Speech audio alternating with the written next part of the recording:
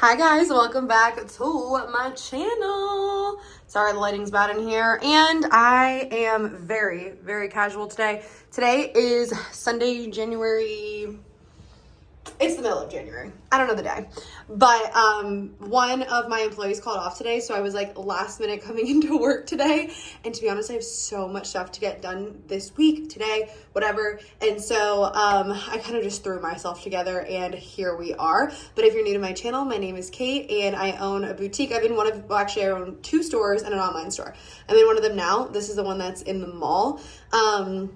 And so I'm here. We just opened up not too long ago. It's not quite busy yet. So I figured, why not talk about a topic that I don't think I've ever touched on before.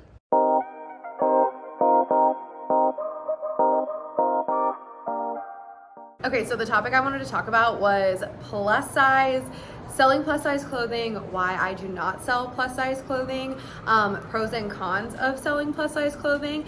And I do not want to come off as insensitive or anything like that when I'm talking about this. I'm talking about this strictly from a business perspective, why it does not fit for my business, but why it might fit for yours, and just things to consider if you are debating about selling plus size clothing and my experience with it. I've been in business now for 6.5-ish years. I cannot believe it's going to be 7 coming up this year. Like, what the heck?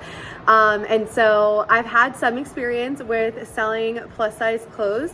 And if you are really new to the industry, or if you're not familiar, when you buy clothes wholesale, you have to buy them in packs. So essentially, a standard pack of clothes is 6 pieces, and they come 2 smalls, 2 mediums, and 2 larges. That's 1 pack of clothes, 6 items, and you're doing it small through large. However, if you want to buy plus size clothing, which not all vendors offer plus size packs, but honestly, a lot do these days. And so if you are wanting to sell plus size, you have to buy a completely separate pack. You can't just say, oh, well, I would also like to add extra large, or I'd also like to add a 1X or a 2X onto this pack. It doesn't work like that. There are some vendors where their pack sizes are small through extra large, which I love when they do that.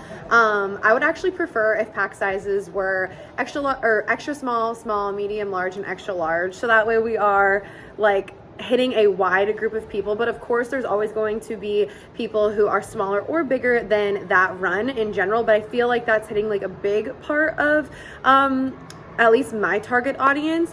And so I wish packs were like that. But anyways, if you the standard packs are basically small through large, and then a pack of plus size would be extra large. Some vendors are like extra large, and then it goes 1X, 2X, and then some vendors are like 1X, 2X, 3X. Some replace the 1X with the extra large, because I feel like, I don't know, I feel like some people think it's like the same thing. Some people have the 1X above the extra large. I don't know. I've seen packs in so many different ways, but let's just say like a standard plus size pack is extra large through 3X. Okay, so I have purchased things before. So when I first started my boutique, I did not carry plus at all until I started getting people asking me, because we started off very small too, right? And just for reference, my mom is like a small/medium. I am like a very like typical medium. So a lot of people who follow us online, who like, because we make the content, we are not plus size, and so that would make it hard for someone who is plus size to relate to how the clothing is going to look on them. In fact, since I'm a size medium and I model most of the clothes, medium is typically one of our best selling items, and I think that's just because who models it is one of the whoever models it, what size they are, is typically probably going to be the most relatable to people in that size. But when I started getting requests to sell plus size, I was like, oh my gosh, like all these people want me to sell plus, so let's go ahead and buy some plus size packs. So I believe the first time I did it, I bought a few plus size packs, and what I would do is if I wanted to buy it in a plus size pack, I would only buy styles where I could find it in a regular pack and a plus size pack. So that way I had the style in like small through 3X. And also that way I was able to model it and just say that it was also available in extended sizes. So that was the first time I tried selling plus, and it did not work very well. maybe we sold a few pieces. Extra large, we sold okay. 1X, 2X, or 1X, like, okay. However, the packs that I got 2 and 3Xs in, they did not move for me at all. So I stopped carrying it. The second time I attempted to carry a plus size was not too far after. It was probably just like another like 6 months to a year after. And at that time when we tried carrying plus sizes, and also I just want to say too, I know some people prefer to call it curvy or extended or whatever. And I feel like in the industry in general, it's commonly referred to as plus, which is what I'm referring it to. But I do feel like if you are carrying them in your store, you can refer to as whatever you want. I believe when I carried it, I called it curvy when I was going to market it to my customers. And so anyways, when I did try a plus size the second time, I didn't care if we were carrying it in a full range from small to 3X. I just was like, okay, let's get some curvy packs of whatever I think is really cute, and we will sell it. So the thing that I did differently this time as well is I also got a plus size model. She was about a size 12 or 14, I want to say. And so she modeled all of our curvy clothes for our website. I do want to say too, at this time, I was primarily only online. We had a storefront. This is like, if you've listened to my story, this is when we had like our very, very first storefront that a lot of people didn't really come to. And we were majority online. And so I was majority selling this online. So it was very important to me, and was hopefully going to make a big difference by having a curvy model instead of me modeling things where I was expecting girls who were curvier to be purchasing these items. Okay. So with that being said, we tried it and it again flopped again. So I kind of said from there, like, I don't think I'm ever going to do this again unless we were to get like really, really big and be able to be selling these items like way more. But I kind of from then on have never really done it. The only things I do are sometimes I will get graphic t-shirts in going up to like a 2X. I don't really do 3X. They do seem to sit for me personally. But I will do some 2X in graphic tees occasionally, not always, but occasionally I will. And also if vendors are carrying up to XL, I personally love that. Because even if something just runs a little small, if you are a size large, you might want to size up. So that is just basically my experience with carrying plus size. And I've gotten a lot of questions since, like, are you ever going to carry plus? Or, oh, I wish you had plus sizes and stuff like that. And I know this is a very, very common in the industry, especially if you do not have plus sizes in your store. And I have heard the same story from a lot of people where they tried to add plus sizes to their store and it did not succeed. And I feel like a big reason for this is just because we aren't putting in enough love and care to that selection in our store. Like, I truly think that that's why, again, even though I did get the plus size model and I did like a whole collection and all of that kind of stuff, I feel like the best way to carry it if you are doing it online or even in store is to have all the sizes together in store and not have a separate section for plus sizes and just have them all together.